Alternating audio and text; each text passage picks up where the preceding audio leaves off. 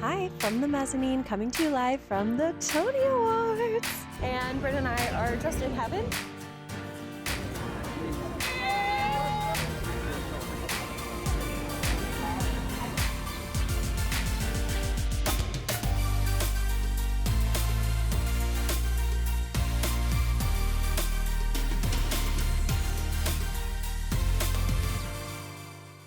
Hello, everybody, and welcome to From the Mezzanine. From the Mezzanine is the Broadway podcast for the Broadway fans, where we talk about all things Broadway news, Broadway grosses, and let's be honest, all of the tea and gossip that happens week to week in the Broadway stratosphere. How is everybody doing? And when I ask that, I mean it genuinely. How are we doing? I know we've all lost our minds. I know. It's been the most hectic, insane, crazy last few days. And I am so ready to catch up with you guys. And first and foremost, if you're new, which maybe you are, but I mean, hopefully you at least knew that I attended the Tony Awards last week. And we have so much to catch up on. And I feel like we haven't gotten to sit down like one-on-one, just us, and talk because can we talk about the fact that Dan Barry was on the episode last week? And shout out Dan Barry because it was the best performing episode that From the Mezzanine has ever done. And it's so apropos because we are about to have our 2-year anniversary of FTM. And so I'm just so pleased and happy. And I legitimately cannot believe that Dan Barry came on the podcast. And I feel like now that he's come on the podcast, I should just tell y'all like the story of how that all came to be. We have so much to cover. This is going to be the longest episode ever, and I'm going to try and prevent that as much as I can. But basically what happened was, y'all know that back before I ever even saw The Outsiders, Brendan and I went to a stage door and we saw Kevin William Paul and Dan Barry. We did not know who they were at that time. We had not even seen the show, but we were just like, whoa. These outsider boys are pulling the biggest crowd. This is insane. I posted that video. It popped off. It kind of is like continues to pop off because more people go and see The Outsiders. And then like people, I think the video goes on people's feed. So it's just this like evergreen video of these guys. And everybody, of course, is obsessed with them. So I posted that video. Dan saw it. Like Jason Schmidt commented. They were all like in the comments. And then I think that was like the impetus for like Dan recognizing From the Mezzanine. And then I don't know what happened in between that moment and now. I don't know. Between posting that TikTok and going to see the show, somehow Dan became familiar with the podcast. I don't know if he was a listener. I don't know if he just saw it because of that one post. However, whenever we were at the stage door, he came over and he said, "Mezzanine, right?" And I was like, that would be me. Yes. And I was so freaking shook. I could not believe that a Broadway actor recognized me at a stage door. That was just super like unexpected. Anyways, ever since then, I like messaged him, asked if he would ever want to come on the podcast. He said, of course. And so it's kind of been in the works for weeks now, like weeks. And then eventually, yeah, we finally figured out how we were going to be able to make it happen. And he came on and it was literally so much fun. And I just adore that cast. I think that they're made up of like some really amazing people who are so young in the industry and have such a passion for theater arts. And that's so relatable for us, right? Because as fans of theater, it's amazing to be able to relate to the people on stage and them have like the same similar and energy and passion that we have for theater. So what a dream to have him on. Thank y'all so much for being so excited to listen and for like boosting it in the charts. It's been performing so well and I'm overwhelmingly pleased. But yeah, like I just can't even believe that happened and I cannot wait to have him on again, potentially in the future. So is it time to talk about the Tony Awards? I think it's time. Okay, let's dive in. Everybody, thank you so much, first of all, for helping me and holding my hand through last weekend. Y'all were sending me like hair inspo, how to do my hair. Y'all were commenting on all of like my outfit videos. And y'all really held my hand and helped me along the way. And I truly appreciate it. You know who you are. Shout out. Y'all are the best. Okay. So basically, what happened was a week before the Tony Awards, I got the email that we were able to do press. And I knew that they would only allow one seat in the press room. Now, I did not know what the press room was. Shout out B-Way Show, because I messaged her because she's been around the block multiple times. And I asked her tips and tricks. And so she helped me along the way too. It was my understanding it was just going to be like a huge room with all of these journalists and press people, and everybody, there would be like a microphone passed around and you would get to ask like one question to the winners. And essentially that is what it was. And you kind of could make the most of it, which is certainly what I tried to do. And it was remarkable. It was so amazing, the media room itself, because as the winners came off the stage, then they would come over into the press room. And so we were right there and we got to like be the first ones to congratulate them. And it was just awesome. And I'm going to share those interviews with y'all in just a few short minutes after I tell y'all all of the craziness of the Tony Awards night. So backtrack. 1 week before, I got word that I would get one seat in the press room, and I was like, crap, I need 2 seats because I need somebody to take my picture at the Tony Awards, and I need somebody there with me for emotional support. Anyway, so I messaged back and of course, like, to help as well, because I can only do so much with like my one phone, and I didn't know how much like equipment that they would permit in the press room. So it would have been a lot to carry on my own. It would have been much more, or I wouldn't have been able to like generate nearly as much content as I did if it was just me. Honestly, I wouldn't have been able to generate hardly any content. I would have only been able to have the interviews for the podcast and like nothing else. So anyways, I asked for one more seat, and they 2 days before the Tony Awards granted me one extra seat. And I called Bryn up. I said, Bryn, come on, you're going to the Tony Awards. And she was beside herself excited. And then it got to planning, how to figure out what we were going to wear. That was a whole process. And also, she had just left America to go back to Canada, go back home. And so she booked her flight real quick. She was here for less than 24 hours for the Tony Awards. So day of the Tony Awards, we wake up, we go pick up Bryn from the airport. Bryn and I sit on the couch for an extended period of time, looking up all the nominees, figuring out what questions I was going to ask them, and just like overall prep before. And then we got ready and we went live on TikTok. Go follow me on TikTok, _Broadway, if you want the true BTS, like coming to you live. I'm doing these lives now. It's kind of fun. Anyways, so we got ready and then we took a cab over to Lincoln Center. We arrive at Lincoln Center and we meet up with Madeline. Oh my God, shout out Broadway bestie Madeline, who had been staking out all day, and she was giving me such bad FOMO because she was outside of the Lincoln Center and she was sending me all these videos of all the casts running into the theater. She like saw Daniel Radcliffe, I always almost say Jonathan Gad because I'm like mixing. Okay. Josh Gad, he was like signing and like taking pictures with people. I was having the realest FOMO because I was like, oh, like that's where a Broadway fan should be. You should be at the barricades at Lincoln Center and seeing everybody. That is what I would do for next year. Now that I've seen how lucky Madeline got with seeing everybody, I would go while they're doing their dress rehearsal the morning of the Tonys. They do their dress rehearsal. It's like a 4-hour dress rehearsal. It takes forever.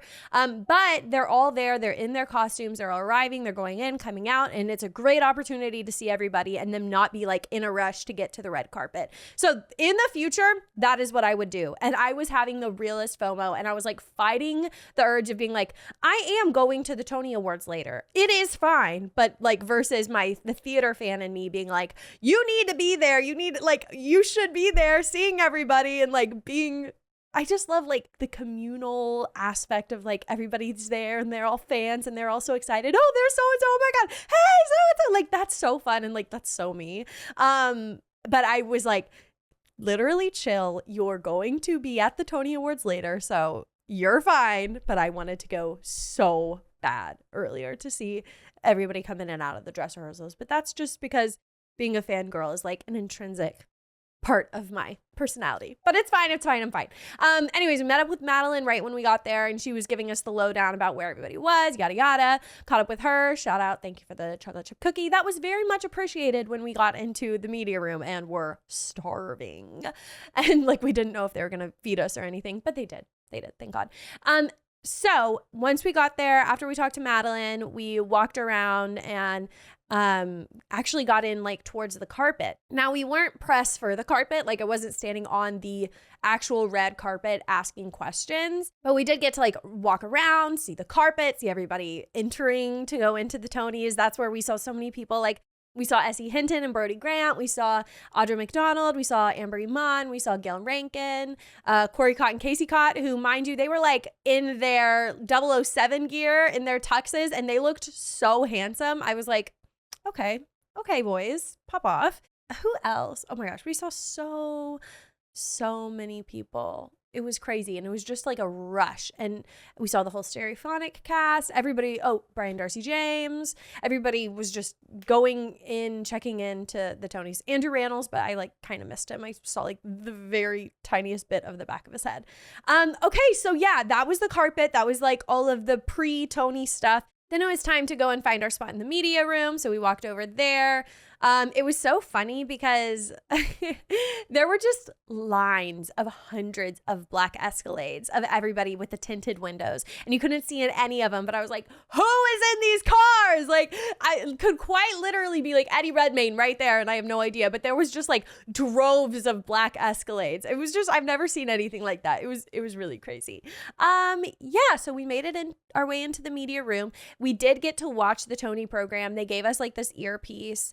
And they had 2 big monitors up at the front. So we were able to watch, but it was really tricky to watch and focus on like writing down my questions and keeping up to date of like who's coming in and asking them questions live. So I did not get to like truly watch the Tonys. I still have not sat down and watched the program all the way through, but I have watched, I think, every single performance. I tried to do that before the podcast today so that we could talk about it. But yeah, so that was like the vibe in the media room. They passed a microphone around, and I pretty much got to ask a question to every single person I wanted to, which I was really pleased for. While there might have been like 60 people in the media room, not a lot were asking questions. I think some were just like writing down the answers, but I asked a ton of questions. So I definitely made the most of that situation, and it was awesome. I think in years past, like content creators or like podcasters like myself would have been in the broadcast room where you actually get to facilitate like one-on-one interviews. And that's certainly what I would have opted for if I got a choice. But I'm absolutely pleased to have been in the media room at all. That was amazing. Literally so cool. I was in there with like the New York Times, Playbill, Hollywood Reporter, that type. So that was awesome. That was really, really cool. Got to kind of watch the monitors, and it was so fun because while nobody was like accepting their award or like answering questions up on the podium in front of us, everybody was watching the show and everybody was hooping and hollering. Like when Kara Young won, it was like an uproar. Everyone, oh my God. But while people were on the podium, we had to like give them our attention, and we couldn't respond to what was going on the monitors. I will say though, once the Outsiders were up to perform, that headset went on and I locked in.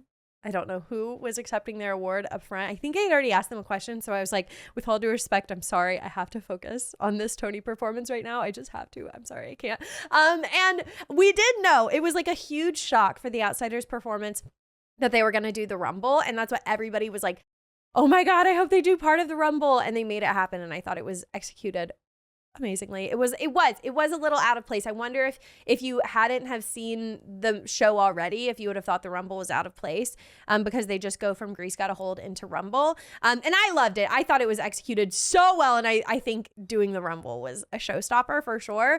But it could have led in a little bit better. I think they could have done Trouble into the Rumble really easily, and that would have been epic. But it would literally, as long as they did the Rumble at all, I'm so freaking happy. It was amazing. And I just loved seeing all of the Outsiders cast be so ecstatic, to be performing. So let me stick to my story, and then we'll talk about the Tony Awards specifically. So the media room went on until probably 1 a.m., y'all. It was a late night, like far after the program ended. The award winners were still coming into the room, which makes perfect sense. Like Kara Young, when she accepted her award, it took her a long time to come into the room because she was waiting to see the play revival category so she could celebrate if Pearly won. So for that reason, a lot of the award winners would follow into the award-winning room way late, but I stuck it out. A lot of the press people like left, and I was like, we still haven't seen Jonathan Groff or Malia Joy Moon. Like, we need to talk to them. And because a lot of people left, I got to talk to them, which was awesome. So about like 1 a.m. was when we had the final people come through. And then after that, we left. We walked around the area a little bit because we heard about the after parties going on. We just observed them from afar. And like we saw the Stereophonic after party happening nearby. We walked by the Outsiders after party. And it was kind of crazy. Like, when we walked by the Outsiders after party, we heard one of the workers say that they were having to kick people out because people were sneaking in. So anyways, that's just like super duper unfortunate that people were, I guess, sneaking into the after party. And the guy was like, I didn't know I would have to be a bouncer tonight and kick people out. Anyways, just respect their space. This is their time, and they just want to celebrate with the people that they are with. I would have loved to go to the Tonys after party, like the Tony Award official after party, and I'm putting this into existence right now. I want to go to the Tony Awards after party next year. I know, right? Y'all are like, Lindsay, give you an inch, you take a mile. I know, but like, I just want to go. But even so, like, by the time that we were walking past it, it looked dead because we had been in the award-winning room for so long. But still, it would have been nice. But it's fine. Lindsay, this is what I do, y'all. Like, I can't help but, like, whenever we went to the Cheetahs and Corbin Bleu and Kenny Ortega walked right past me because I was interviewing somebody else, afterwards, I was like, oh my God, I would have killed to interview them. But it's like, no, you were there. You interviewed all these cool people. It's hard. It's hard. I guess I am like wanting more than I am given, which I should not do. I'm super duper grateful. Don't get me wrong. But like, when you're already there, it's like, ooh, like I just want a little more. Like, I just want to go to the after parties. Anyways, next year, apparently it's super duper exclusive. So I'm sure it makes perfect sense that I wasn't invited in my first year. I get it. But next year, hopefully, knock on wood. Okay. That is my experience at the Tony Awards. It was amazing. It was truly the best night of my life. Bryn and I took a cab back home at like 2 a.m. It was so late. We were so exhausted, and she had to catch a flight at like 4 a.m. Poor girl. Like, I think she got 1 hour of sleep. I didn't even hear her leave. It was crazy. But yeah, like, Tonys came and they went. And the day after, I definitely had like post-Tony depression. And I was really like truly and honestly feeling like, I need a break. Like, I need a break from theater. This has been my entire life for the past couple of weeks because it's been my like primary focus was like, boom, Cheetah Awards, Drama Desk, Tonys. Like, this has been, I've always had one of these things coming up. So it feels amazing and like a breath of fresh air and just a relief that it is all behind me and everything went off without a hitch and it was so fun and amazing. I can finally breathe, and I am super duper happy that it all happened in the way that it did, but I am also really elated to have it behind me. And like, we've been having interviews after interviews. A lot of these interviews were kind of in a way in preparation for the Tonys, and getting these shows out there before the Tonys. And so yeah, I'm just very, very happy that it all went so well and it's all behind me. And let's talk Tony Awards at a glance. All in all, I am incredibly pleased with the outcomes. I am so happy that the awards were evenly spread. I feel like Suffs really came through a little bit more than what I was expecting. They won Best Score and Best Book, and I knew that they were worthy of winning Best Book. I needed them to win Best Book desperately. Best Score was a surprise to me. I need to listen to the album one more time, but I do not feel like it was the best score. I feel like that should have gone to Outsiders. However, since Outsiders got Best Musical, I'm very I'm so happy Outsiders got Best Musical. If anything else would have gotten Best Musical, I would have rioted. No, really, I would have. And I really thought it was going to go to Hell's Kitchen, especially after that performance with Jay-Z. I was like, they are fighting for their lives out here. They're doing whatever it takes to win Best Musical. And then when Outsiders won, like, y'all, I was like, I need on like every level for them to win Best Musical. And if they don't win, like, I would have rioted and it would have not been fair. I really, really, really would have been disappointed. Like, I can't express how much I needed them to win Best Musical. If Suffs would have won Best Musical, I would have been like, good for them. I don't think it was worthy. I feel bad saying that. But Outsiders, 110% is the best musical of this season without a doubt. Like without a shadow of doubt, The Outsiders is the best musical. And if anything else would have won, it just would not have sat well with me. It would not have. Like absolutely not. It is the best in every single way. I think it should have won best score. But other than that, I'm super glad that Danya Taymor won Best Direction. I would have loved for them to get an acting award, but I'm in no way, shape, or form surprised that they didn't. We all knew Daniel Radcliffe was going to win. I really thought Brody Grant was guys, deep within me, I said a little prayer whenever they were announcing it. I was like, Brody needs to win. And I really thought that he would have. But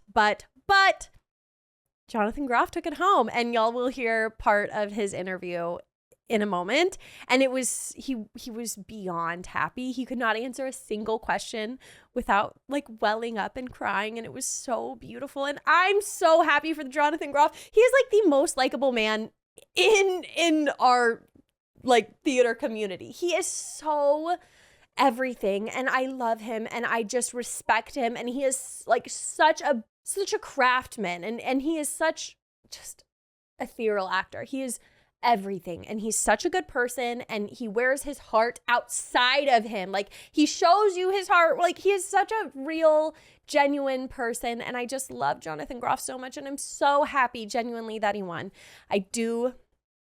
The show that I saw, the Merrily that I saw, I do think Brody Grant was more deserving of the award, because for some odd reason, Jonathan Groff's performance in Merrily did not stand out to me in any way.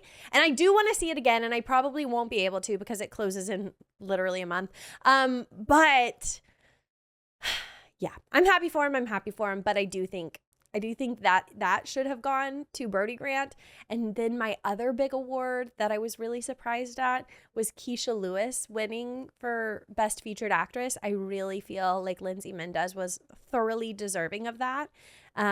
And Keisha Lewis gives a remarkable performance, and it's beautiful and it's heartfelt, but for some reason I feel Lindsay Mendez's performance a little bit more, but it is what it is. This is all written in the stars now. Like this is, was that the right term? Written in stone? Yeah, like these are our winners. And I think for the most part, it was all great. I think Illinois' winning Best Choreography was fabulous. I think that kind of like, I'm glad that we had Illinois in that category to kind of set it apart, because if you had to pick Best Choreography between Water for Elephants, Hell's Kitchen, or Outsiders, I think it would have been really, really difficult. But the fact that we had like a true dance musical, and it took it home, it's just like, okay, well, they're the outlier and they're so obviously deserving of this award, and they're like, it's a dance musical and it's doing so well and it's speaking to so many, so it makes perfect sense that it would go to Illinois, which I still have not seen, by the way. But my sister is coming into town next weekend, and I think that we should see Illinois because it's something that I haven't seen and she hasn't seen, obviously. So I feel like that would be fun. Other than that, I think I'm going to be seeing all the same shows that I've already seen. We're definitely seeing The Outsiders at least once. I have a feeling she'll want to see it twice, but that means we have to rush it twice, which is yikes. That's hard. So we'll probably only see it once. And then she definitely wants to see Suffs. She has been a huge advocate for Suffs for months now. She's wanted to see it for like since before it was on Broadway. She's been super excited about Suffs. We might see Gatsby. That's up in the air. And then there was one more that I think we were going to definitely see Hell's Kitchen, but now that I've already seen it again on Broadway, we might not. It's all up to her. I'm totally fine with seeing whatever she wants to see. We might see Oh Mary because I haven't seen that and she hasn't seen that. And I think we would like it. And then I kind of want to take her to see Appropriate because I haven't seen it on Broadway and I loved it off Broadway. So I think that might be it. She's staying for like an undisclosed amount of time, so we might just get to see absolutely everything. I'm really excited. But also, like I was saying before, like I could use a bit of a break from all the craziness of Broadway because it just was taking up every facet of my brain. And so anyways, let's get into some of our interviews for the Tony Awards. So these are the interviews that we were doing in the media room. So this is like a BTS behind the scenes look at what was going on in the winner's circle. And let's kick it off with Sarah Paulson. Hi, congratulations. Lindsay Stone from the mezzanine right over here. Hi. Congratulations. I'm so happy. You're calling that the mezzanine? I am from the Mezzanine, a Broadway podcast. Wow. I thought you were like, this is the mezzanine section of the from the Mezzanine. Love that. Okay, thank you. You've expressed how much this nomination has been a pinnacle of your career, but tell me, how does it feel right now to be holding the Tony Award in your hand? I don't feel like I'm in my body right now. I just can't believe it. I can't believe it. I really can't. It's a childhood dream for me, without question. So it's very hard to meet that moment in front of a lot of people without feeling like I'm exposing my inner insides to you. So I'll let you know in a minute. I think it's sort of the best way to. What just happened? They just gave Best Musical. Oh, I'm so sorry. Meaning, I'm sorry to be interrupting the moment. No, we're here for you. We're here for you. Oh no, so The Outsiders just won, is that right? Yes. Was that unexpected? Slightly. It was? Oh, it was Dark nobody horse. knew it was a dark horse. I love a dark horse. I do have to say that performance, because we've been doing the play for this long, I have been able to see absolutely nothing.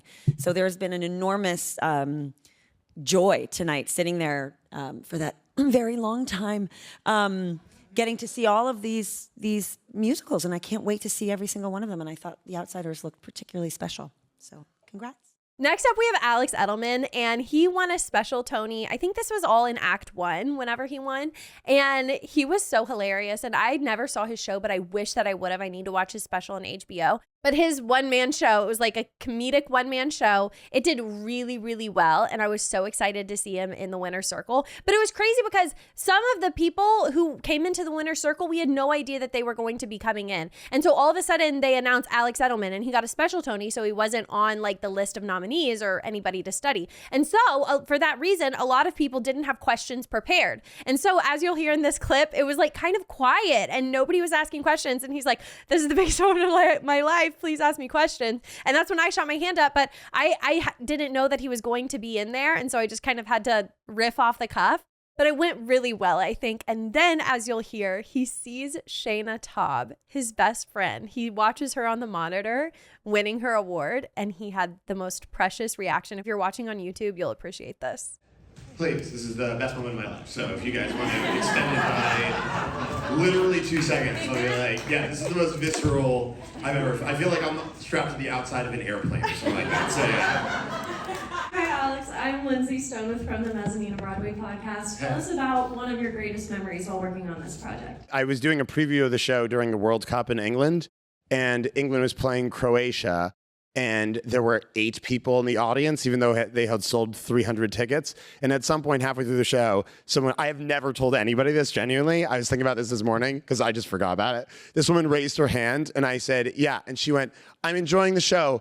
And I went, "Do you want to take a break until the game's over?" And she went, "Yes, please." And then the audience and I went across the street, watched the game, came back and finished the show. So that was pretty, and England lost. And so people, there was one guy in the crowd who was sobbing all the way through the show intermittently, and every so often be like, "Mark, you good?" Because by then I knew everybody's name. So there was that, and but also a million different things. Williamstown was unbelievable, and my first night on Broadway, because genuinely it was there's no way I'm gonna be able to do this show. I was crumbling internally, and I came out on Broadway, and there was I came out, and there was a standing ovation, which was the least deserved standing ovation of all time, and I was just oh, I'll probably be able to do this, and every night stuff like that would happen, and genuinely, it's such a cliche, but this community of people just kept showing up for me. The cast of Sidney Brustein's Window took me to dinner, just my first week to explain the ropes, and someone quietly pulled me aside and explained steroids and how to ask for them. Oh my God! Sorry. Oh my God! Okay, sorry. No. Holy mo. Wow. Sorry, it's my best friend, so I'm freaking out. Oh my God! She won both? We spoke this morning, and I was like, it doesn't matter if you win. And now I'm gonna be that was all lying. The only thing important is if you. here is Shayna Taub's win. She was over the moon ecstatic. And I was really emotional watching her win just because I felt so inspired. Oh my God, I'm going to get emotional now. But you could see through her that this moment meant the world to her, and to see like a woman winning for her show. Oh my God, I'm welling up. But it was just so beautiful, and I was so proud of her. There's some people who you're just like, wow, I can't believe I'm like going to cry. But there's just some people who, when you see them win, it's just like, you deserve this. You worked your life away for this. And I was just unbelievably happy for her. So here's Shayna. Oh my goodness. Hello, hi. What do I call on a person? Well, how does this work? I've never done this. Hi, Shayna, from the Mezzanine Broadway podcast. Congratulations. I'm so happy for you. Thank you so much. Of course, capturing years of historical milestones into a single musical is such a tremendous feat. What was your approach in accomplishing this? For me, so many things, but it was finding that central conflict initially, with suffrage specifically.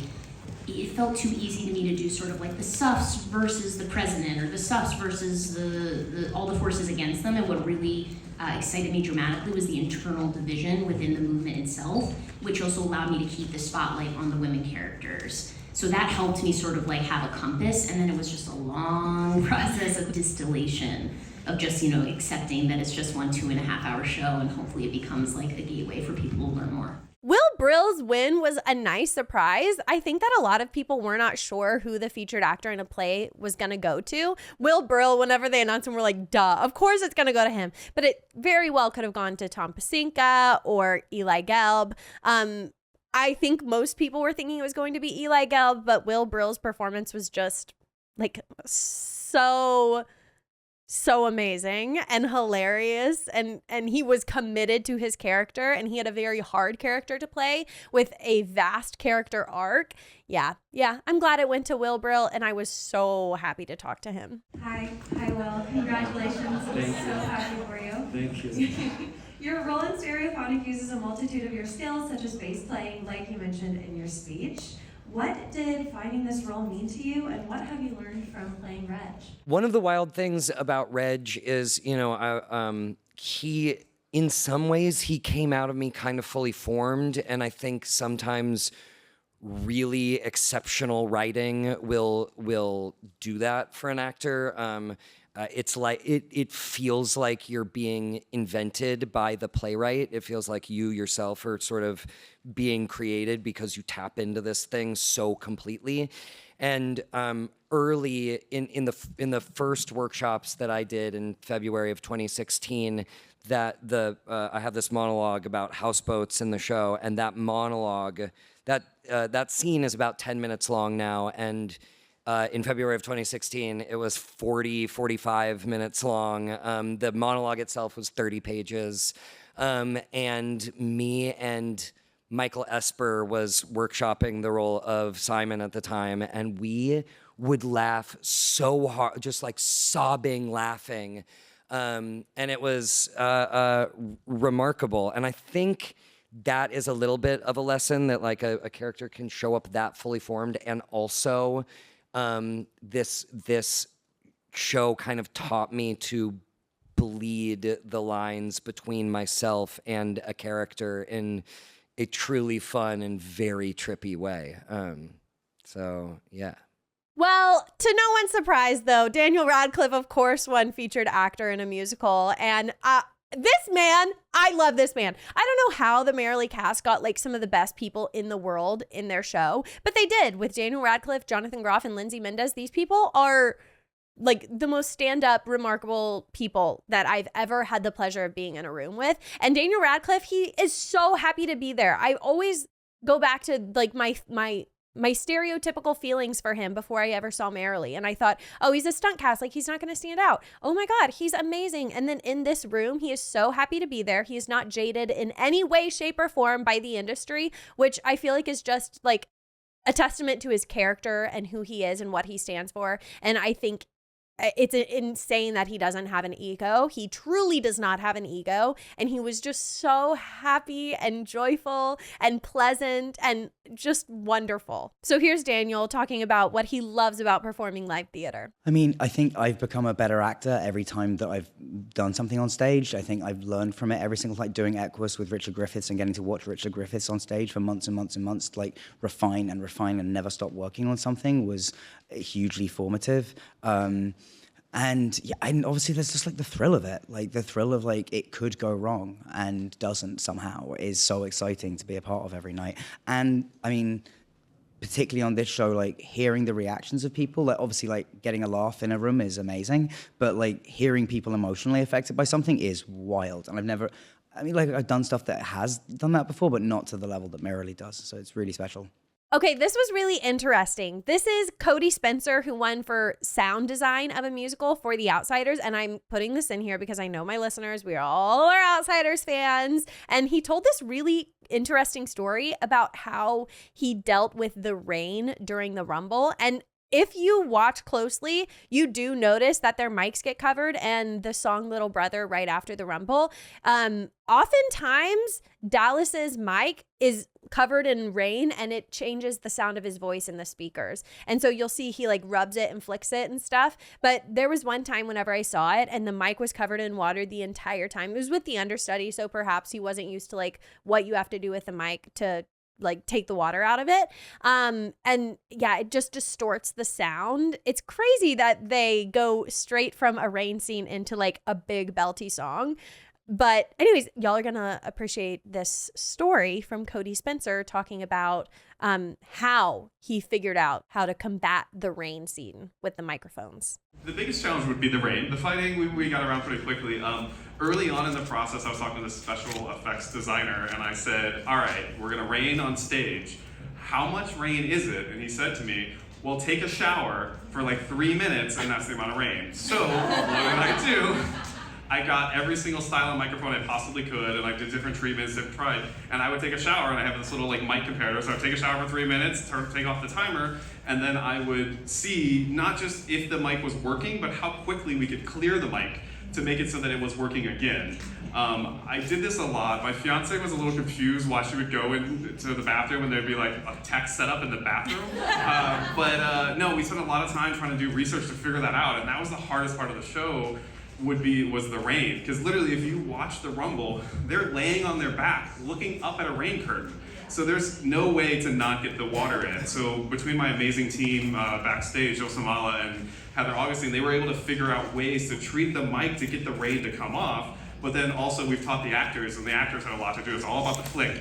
And if you see at the end of the Rumble, as they're going back upstage for the next scene, they're flicking their mics to clear the liquid out, so that luckily 90% of the time we're clear when it gets to the next section. But yeah, it was a lot. Okay, so going right into The Outsiders producers, here they are right after they won Best Musical. Hi, I'm Lindsay Stone from the Mezzanine and Broadway podcast. I am so curious. I'm such a fan of this show myself, and I feel like the reception has just been so overwhelmingly positive by, the critics and by all of the fans. I mean, it's so difficult to get a ticket, and it's about to be even harder. How does that make y'all feel? I think that's why you hope to do a show like this, right? That has such explosive word of mouth that impassions people to want to tell their friends to go see it. And that's been an amazing experience to see it happening in real time, that these audiences that we're getting night after night they're treating it almost like a rock concert, really. And they're waiting for our cast for an hour outside, and it's, you dream about it. And so it's awesome. Now for The Great Gatsby's win of the night, Linda Cho took home costume design. I was so happy to talk to her specifically because y'all know I am such a big Great Gatsby fan, and I'm so glad that they won the one Tony that they were nominated for, which still is a criminal act, and I cannot believe they were just nominated for one, but nevertheless, we move forward. Congratulations to Linda Cho and The Great Gatsby for being a Tony-winning musical. Hi, Lindsay Stone with From the Mezzanine, a Broadway podcast. Congratulations. What role do you feel that your costume design plays in The Great Gatsby? I think I'm part of the stage picture. I always say that I'm a storyteller, and my medium is clothes. So while I do have a lot of sparkly, pretty things, we also have the people who live in the what is it called, the Valley of Ashes. So telling that story and that socioeconomic level as well. So I'm just one of the storytellers, and I have to be part of it. Working with choreography, for instance, and making sure that my costumes can work with the type of movement that they're thinking of. Okay, now for Jeremy Strong, who won for lead actor. I was surprised that he won. I guess because I haven't seen the show, but I really wanted this to go to Leslie. Y'all know I wanted Leslie Odom Jr. to win this category, but I do need to see this show. And Jeremy Strong, you can tell that he put in so much work for this role, and he takes it seriously. So here's Jeremy. Hi, Lindsay Stone from the Mezzanine, a Broadway podcast. Congratulations on your Tony Award. You're so well known for your work on screen. What about this role in this show inspired you to come back to Broadway after over a decade? Sam texted me and said, "Have you read this play?" I never had. I did. I may have a long time ago, but I wasn't familiar with it. So I read Arthur Miller's brilliant adaptation of it, and I texted Sam that night saying, let's do it. So this was a homecoming in a lot of ways. Amy is someone that I went to college with, and the last play I did was a play of Amy's. And Sam and I have known each other for almost 25 years. So it just felt, it felt necessary. Sometimes you read a piece of work that despite your fears or trepidation, it's just undeniable, and a part of you thinks this is what I have to do in order to grow. But I've said this before, there's something that Rilke wrote that he said, surely all good art is a product of having been in danger. I find that theater is a medium where it's necessary for you to put yourself in danger every day or 8 times a week in front of people. So it's not been easy. Which makes this even more meaningful. Okay, we're almost to the end of the night. Here's Malia Joy Moon, literally one of the best dressed of the night. I think my best dressed is Sarah Paulson, but also Malia Joy Moon looked incredible. I loved her gloves, and she was so gracious in the winner's circle. You could just tell that this moment, she was soaking it all in, and it meant the world to her. Hi, Malia. Congratulations! I'm so happy for you. How does it feel holding that Tony in your hand? It feels fake. It feels like a dream come true, and it feels like it's not real, and it feels like also the most real thing that's ever happened to me, and it's joyful and unnerving and everything all at once. And of course, we have to finish out the interviews with the one and only Jonathan Groff, who I think now is my favorite person on planet Earth. And he's talking about what his family means to him and how they helped him in coming to Broadway and being an actor, and how, they shaped him and accepted him. So here's Jonathan. Oh my gosh, of course. My family is with me. Okay. My family is with me. My mom and my dad and my brother are here. 2 seconds and I'm already crying. Yeah, and they, I grew up, my dad's side of the family is Mennonite, and there's this video of me dressed as Mary Poppins walking around. My grandfather was a Mennonite preacher, and I'm dressed as Mary Poppins, and he's going, Mary, oh Mary, not obviously knowing that I'm a homosexual, like in the making. And they're not like putting it all together about how funny it is that they're calling me Mary, dressed as Mary Poppins.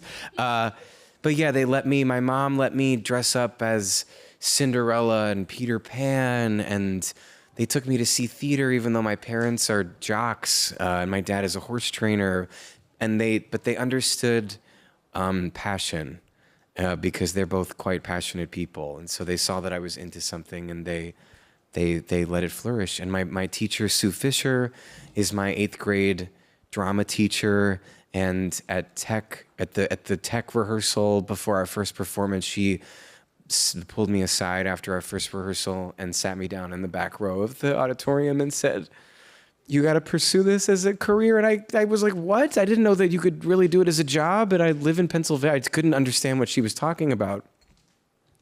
But she was the person that first told me that I could do it as a job. And then there was the Fulton Opera House, which is an amazing theater in Pennsylvania, and the Ephrata Performing Arts Center, EPAC, and I did community theater there and school theater, and go PA. To close out our interviews, here's Jonathan being oh so sentimental about his dear friend Leah Michelle. They're all watching, or Gideon and Leah and Gallagher are all watching at Leah's house. And we just did our Spring Awakening reunion 2 years ago, and we made a documentary about it, and we all reconnected, and it was, we did that in November of 2021, and then in January of 2022, I got asked to do Merrily We Roll Along, and I watched Maria Friedman's production on YouTube, and Frank came out with the red folder, and over one shoulder was Charlie, which is exactly where John Gallagher stood as Moritz, and over the other shoulder was Mary, which is exactly where Leah Michelle stood, and it was these memory of these friends, and I was like, whoa, I just recreated that in the same position. And so there's been a lot of reflecting and remembering and appreciating of that Spring Awakening experience. That show changed my life. It inspired me to come out of the closet when I was 23 years old. I found who I was at that time, and that show changed my career and changed my life. And it felt essential to mention it, to mention everybody involved in that show, because it was so meaningful to me, and also because Merrily is, as a show, invites us all to touch that part of ourselves that we had inside of us when we were doing Spring Awakening. Okay, those were our interviews, everybody. I hope you enjoyed the inside look at what was going on in the winner's circle. Let's get into our Broadway grosses. It quite literally feels like it has been a year since we did Broadway grosses. This is crazy, but this is for the week ending on June 16th. So we're not going to see the Tony wins yet. That'll be next week. We'll see how the wins or the non-wins are shaking up the grosses. So number 1, we have The Lion King. Yeah, we know. Wicked is number 2. Hamilton is 3. Cabaret is 4. Wow, Cabaret. Way to go. I'm excited to see, because they're kind of popping off for their performance. It's getting memed a lot. Let me just say, that performance, it did not make me want to see Cabaret. I know there's so much discourse online. People are like, it's supposed to be weird and the MC is supposed to represent... I'm not going to pretend that I know. I don't know a lot about Cabaret. But apparently it's like, oh, he's doing so good, even though it isn't sitting right with you. It's supposed to have that effect. For me, I was just like, this is giving me the ick. Ugh, I don't like it. Okay. Anyways, yeah. I'll see it if I win the lottery, or if I get asked to see it, I'll see it. And maybe, I bet my opinion will change whenever I see like the full show. But right now, honey, I'm good. I'm really okay. Merrily is 5. Hell's Kitchen is 6. Yay, way to go, Hell's Kitchen. The Wiz is 7, which just continues to impress me. Aladdin is 8. And Enemy of the People is 9. Wow, that's high. That's high for Enemy. MJ the Musical is 10. Harry Potter is 11. And The Great Gatsby is 12. Way to go. I just want to note, we're going to go down a little. Back to the Future is 13, which is kind of crazy, but I think it's because they're in a humongous theater. They have 90% capacity, but that is really good. Uncle Vanya, this was their closing week, so they are 13. The Outsiders is 14. Wow. And I just want to cite Water for Elephants is 15 and Moulin Rouge is 16. So we will talk about it soon about Moulin Rouge. Don't you worry. We'll get to it.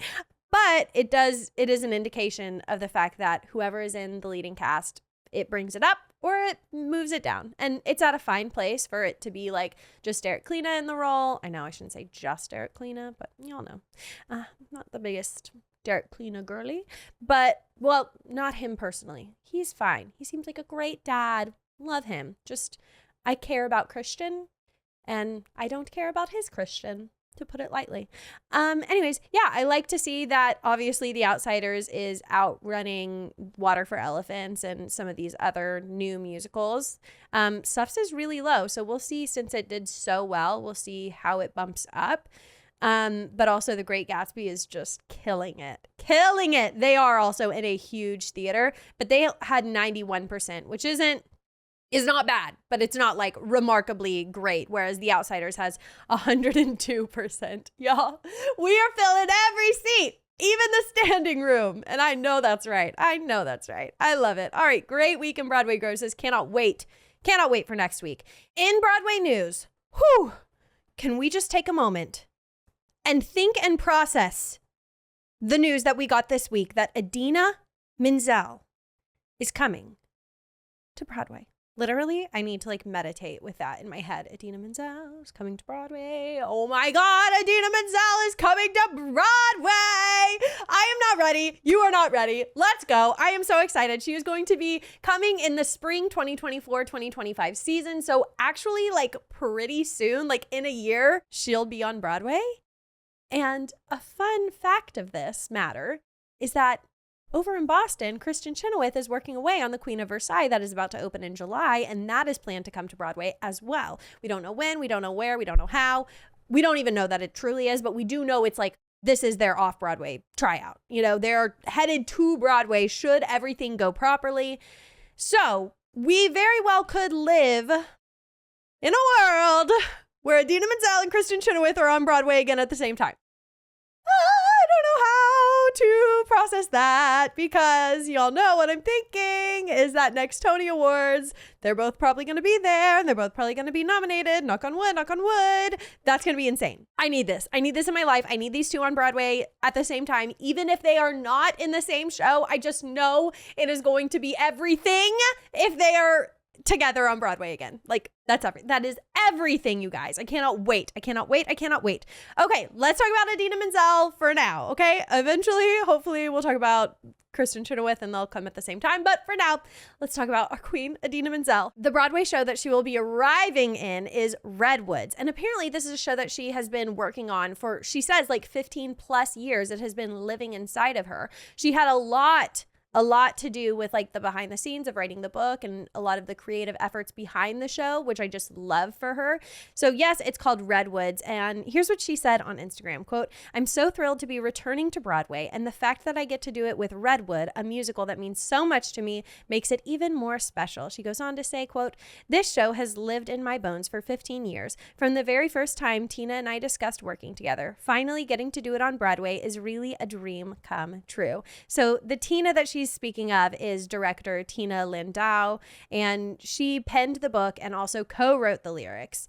Anyways, yeah, so this had its off-Broadway tryout over at the La Jolla Playhouse, which is also where The Outsiders came. So there's just a lot of good stuff cooking up over at the La Jolla Playhouse. Love to see that.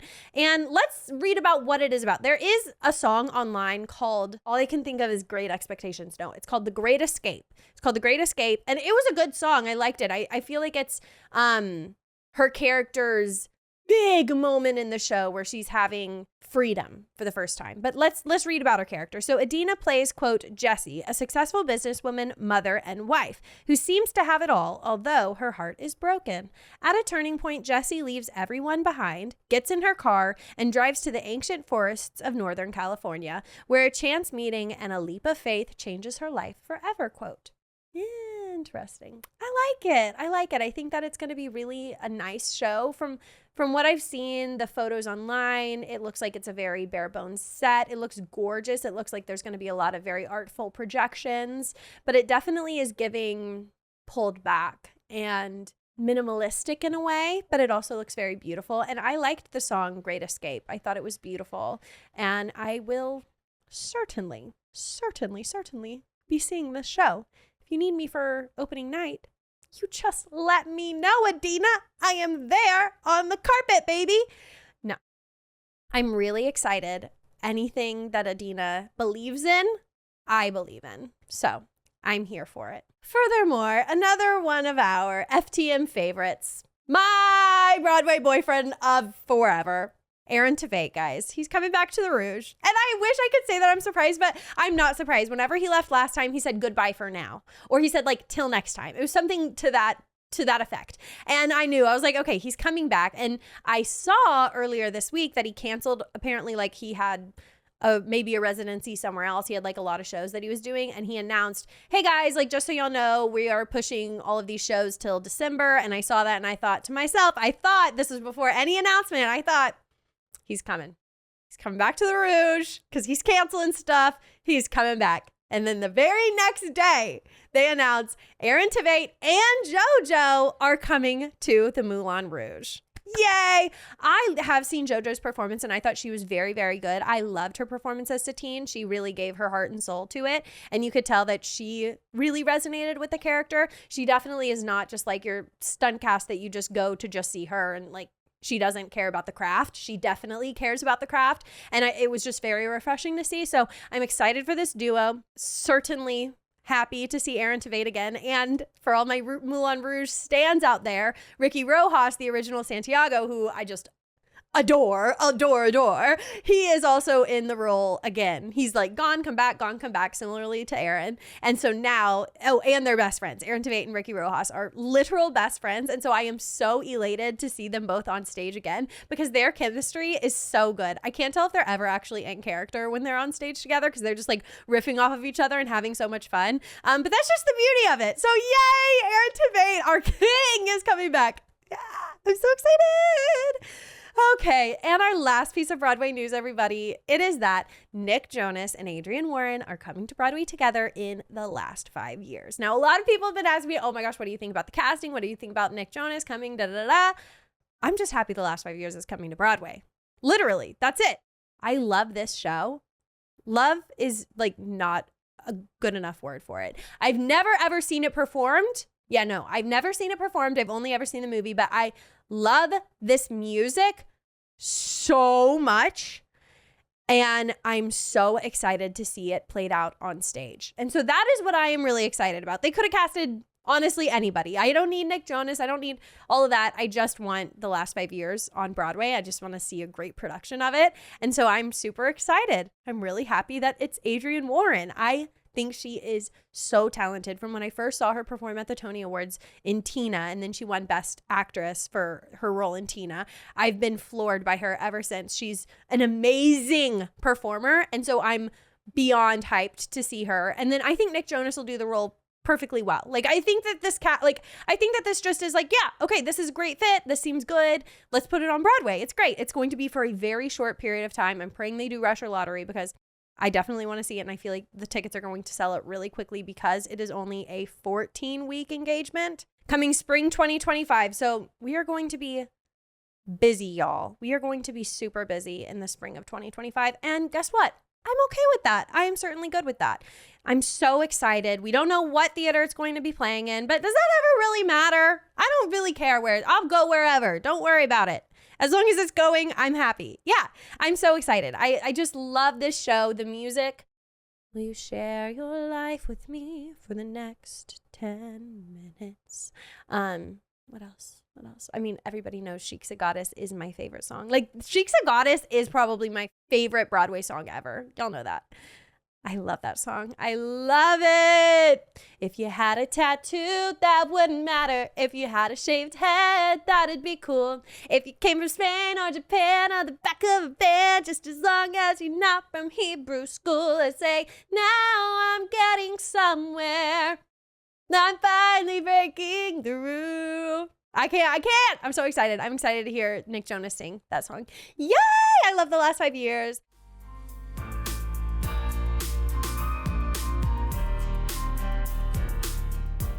Okay, everybody, that wraps up this episode of From the Mezzanine. Thank you so much for listening. Wherever you are listening right now, leave me a rate and review. You guys have been killing it in the reviews. If you're listening on Apple Podcasts, you can leave me a little message. Tell me how much you love the show. I love to hear it. And if you're listening on Spotify, you can just tap the little stars. Takes 2 seconds. And I think we're almost to 50 reviews. So let's try to get there. If you haven't left a review, go check it out and leave me a review. And let's try to get to 50 reviews this week. That would be slay.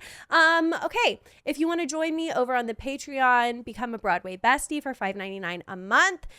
You get so much bonus content. You get Broadway vlogs. You get to meet me at the stage door, which we will be recording right after this. I will tell you who my Broadway boyfriends are, what song I'm adding to my Broadway playlist this week, and then I will just give y'all the inside scoop. It's very stripped back. I like lean back and chill out a little bit, and for those reasons, it gets pretty unhinged. to say the least. So go become a Broadway bestie over on the Patreon, and I will see you over there. Share this episode with your Broadway loving bestie because I am sure they are going to enjoy it just as much as you. Thank you guys. I love ya, and I will see you next Tuesday. Bye.